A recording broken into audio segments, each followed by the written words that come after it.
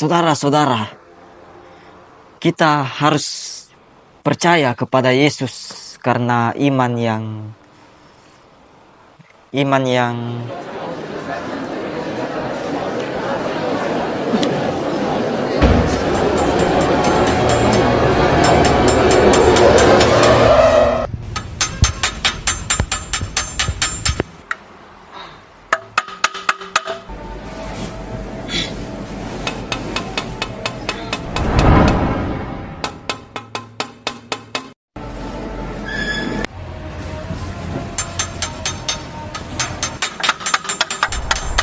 Kenapa? Regis, jadi tidak kita ke kafe malam ini? Enggak, sebenarnya aku mau pergi ke seminar, mau belajar.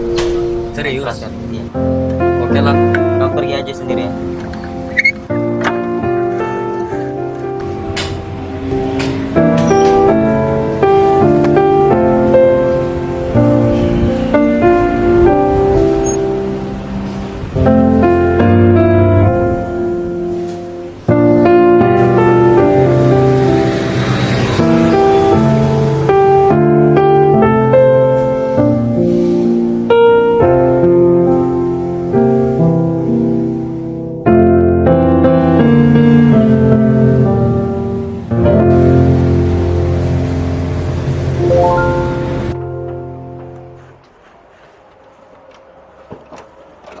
Oh, Regis, Alter.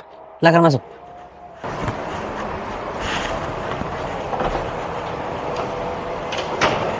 Ayo.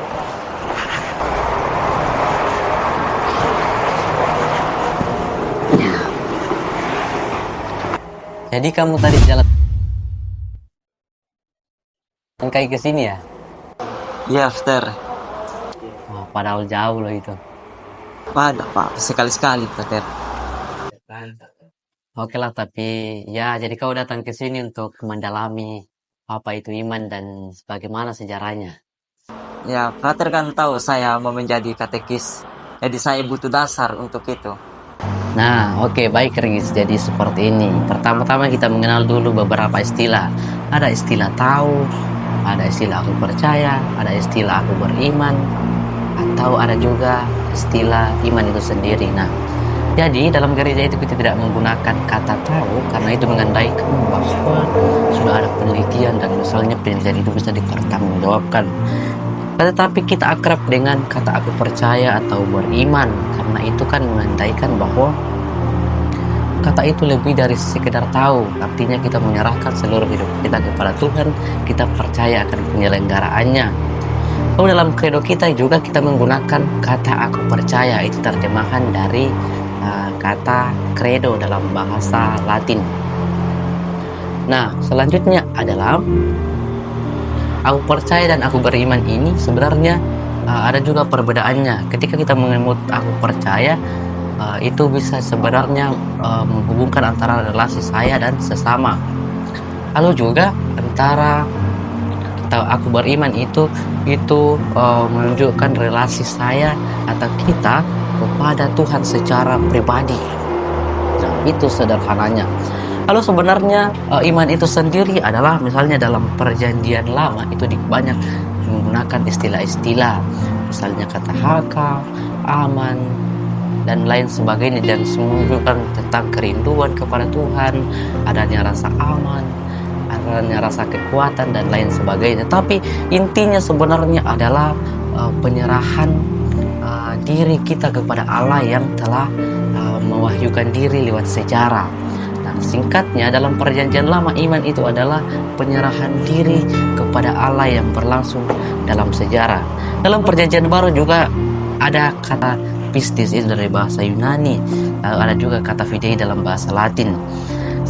Tapi intinya sebenarnya adalah mau melanjutkan konsep iman di perjanjian lama.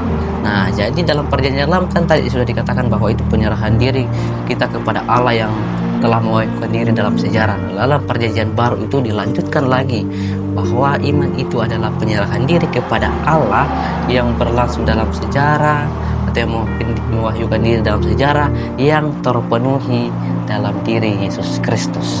Itu singkatnya. Terima kasih Frater atas penjelasannya. Tapi kalau dilihat dari sejarah teologi, Bagaimana sih iman itu? Oh iya betul. Nanti saya panggilkan Frater Rianto, dia akan menjelaskannya karena dia lebih paham itu.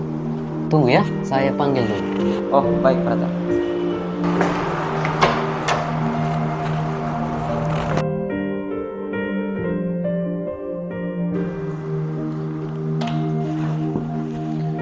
Oh, ini Frater Rianto ya, nanti dia yang jelaskan. Saya mau kegiatan dulu. Oke. Wah, Dex. Sudah lama di sini? Iya, Frater.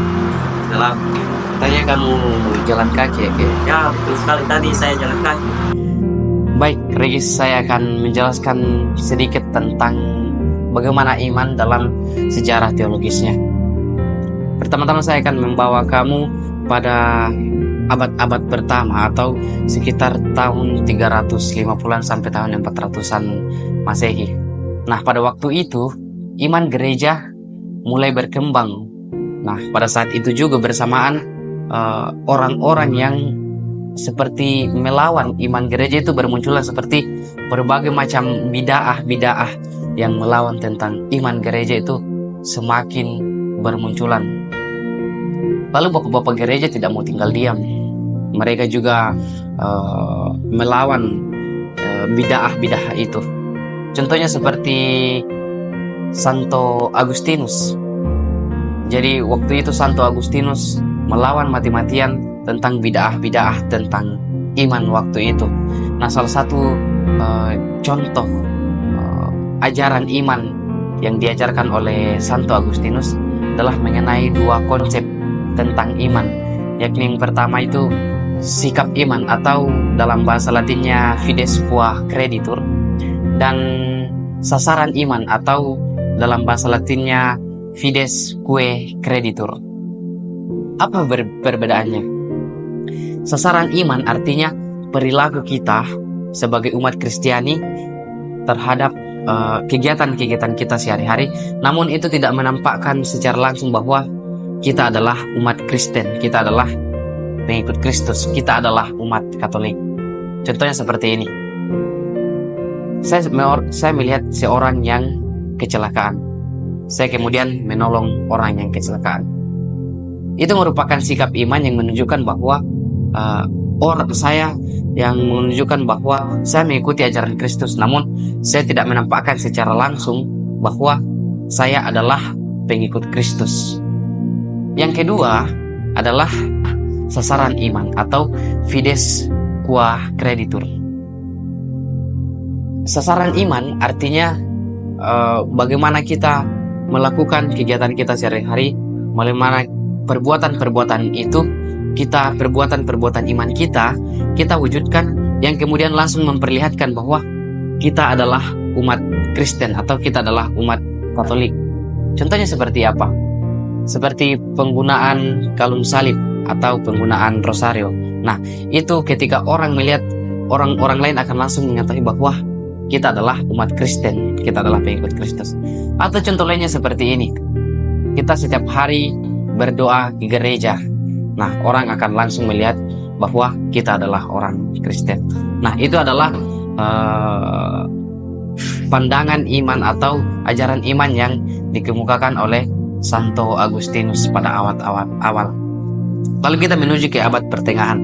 Nah, saya kira di sini abad yang cukup penting untuk umat Katolik karena di sini iman umat semakin diperdalam, dan salah satu tokoh yang muncul saat itu yang sangat berpengaruh terhadap iman umat Katolik adalah Santo Anselmus. Santo Anselmus mengeluarkan ajaran iman seperti ini. Dalam bahasa Latinnya fides querens intellectum, artinya iman yang mencari pemahaman. Apa maksudnya? Maksudnya seperti ini. Pertama-tama kita beriman. Nah, dari iman itu kita mulai mencari pemahaman, mengapa saya beriman, mengapa saya mempercayai Allah. Jadi pertama-tama kita beriman sebelum lalu kita mencari tahu bagaimana iman kita itu. Kira-kira seperti itu yang dikemukakan oleh Santo Anselmus. Mungkin ini saja yang bisa saya jelaskan, Regis, tentang sejarah iman, tentang iman dalam sejarah teologisnya. Oke, Frater, terima kasih. Nah, Frater kan telah menjelaskan iman pada abad-abad awal dan abad pertengahan. Nah, lalu bagaimana dengan iman pada abad sekarang ini, pada zaman sekarang ini? Betul sekali. Mungkin yang lebih spesifiknya pertanyaan kamu bagaimana iman dalam zaman modern ya? Ya, Frater, betul sekali. Oke, mungkin kalau itu saya akan tanyakan ke Frater Renal karena dia juga lebih memahami itu. Jadi mungkin kamu akan lebih paham jika Frater Renal menjelaskan itu. Saya panggil Renal dulu ya.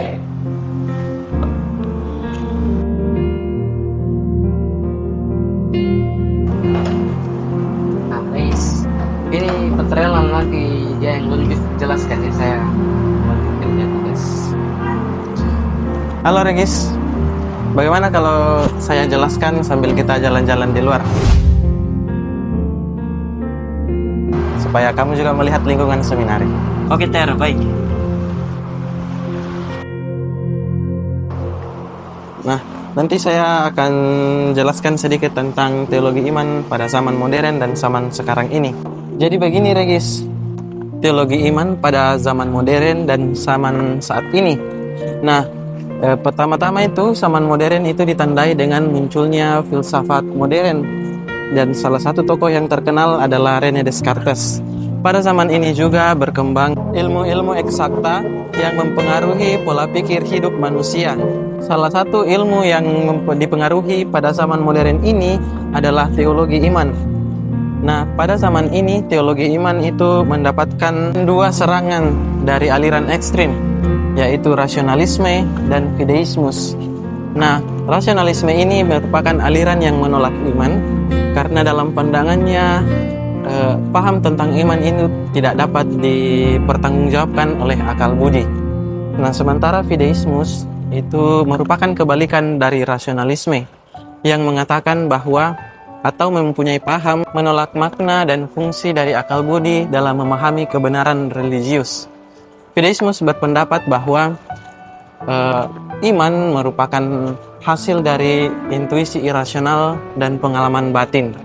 Melalui itu, gereja menanggapi hal itu dalam Konsili Vatikan Pertama dengan memberikan penjelasan dalam konstitusi dogmatis, yaitu Dei Filius.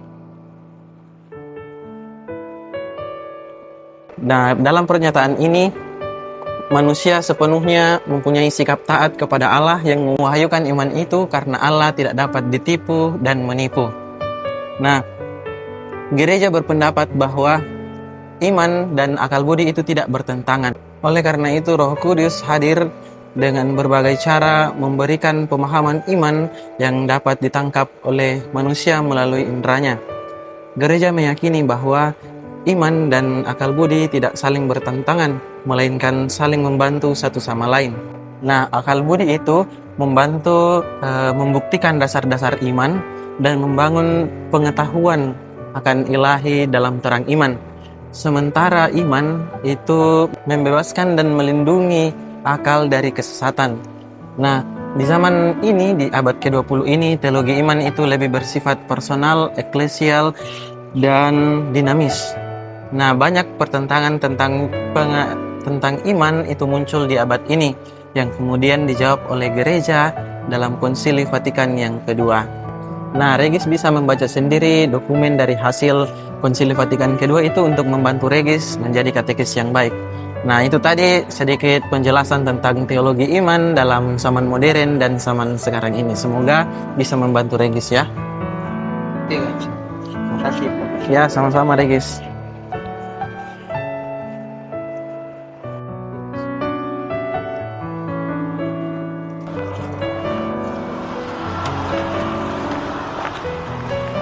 Sekali lagi, Frater, terima kasih atas penjelasannya. Semoga saya menjadi katekis yang baik. Sampaikan salam saya kepada Frater Tian dan Frater Yanto. Baik, sama-sama Regis. Mari, Frater.